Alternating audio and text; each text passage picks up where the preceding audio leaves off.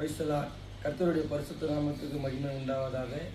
இந்த நாளில் கூட கோவா பட்டணத்திலிருந்து உங்களோடு கூட கர்த்தர் வார்த்தையை பகிர்ந்து கொள்ள கர்த்தர் கொடுத்த மகாபெரிய கிருபைக்காய் ஸ்தோத்திரம்.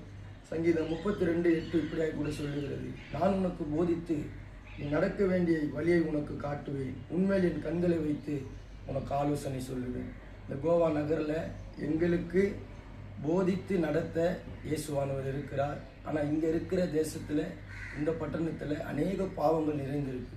திரும்பி பார்க்கும் இடமெல்லாம் மதுபான பாவங்கள், விபச்சார பாவங்கள், வேசித்தன பாவங்கள், களியாட்டங்கள், டான்ஸு, கிளப்புன்னு அநேகம் இருக்குது.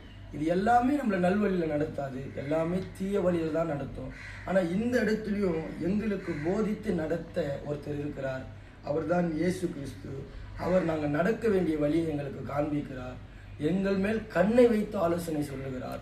அநேக மனிதர்கள், இங்கே இருக்கிற மனிதர்கள் சொல்கிறாங்க, வாங்க இங்கே வாங்க, இங்கே இந்த கேசினோ இருக்குது, கேம் இருக்குது, கிளப் இருக்குது, இங்கே போங்க, இரவில் இது நடக்கும் அது நடக்கும்னு. ஆனால் எங்கள் ஆண்டவர் ஒரு நாளும் தீமையான வழியில் நடத்துகிறவர் அல்ல, நன்மையான வழிகளை நடத்துவர். நாங்கள் 3 பேர் வந்திருக்கிறோம்.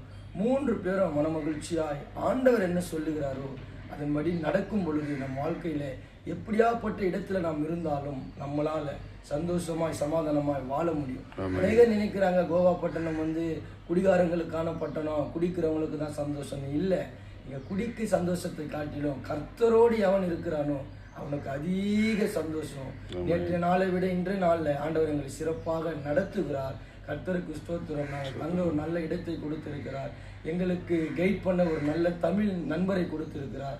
அது மாத்திரம் இல்லை, நாங்கள் எந்த பாவத்திலும் விழுந்திராதபடி இரவிலும் பகலிலும் இயேசுவே எங்கள் மேல் கண்களை வைத்து எங்களுக்கு ஆலோசனை சொல்லி எங்களை நடத்துகிறார். இந்த நாளில் கூட நான் இது ஒரு சாட்சியாகவே சொல்லுகிறேன். கர்த்தர் இதுவரை எங்களை பாதுகாத்திருக்கிறார், இனிமேலும் பாதுகாப்பார். அதனால இதை கேட்டுக்கொண்டிருக்கிற அநேகருக்கு சொல்லுகிற, இந்த தேசத்திற்காக ஜெபித்து கொள்ளுங்க. நாம் நினைக்கிறோம் இந்த தேசம் சந்தோஷமான தேசம் என்று, ஆனால் இல்லை, அநேக பாவங்கள் நிறைந்த தேசமாக இருக்கிறது. இந்த கோவா பட்டணம் அநேக பாவம் நிறைந்த தேசம். இந்திய தேசத்தில் இந்த பட்டணம் அநேக பாவம் நிறைந்திருக்கிறது. அநேகர் ஜெபித்து கொள்ளுங்கள். கர்த்தர் இந்த கோவா பட்டணத்தை மாற்றுவார் என்று நான் விசுவாசிக்கிறேன். ஆமென்.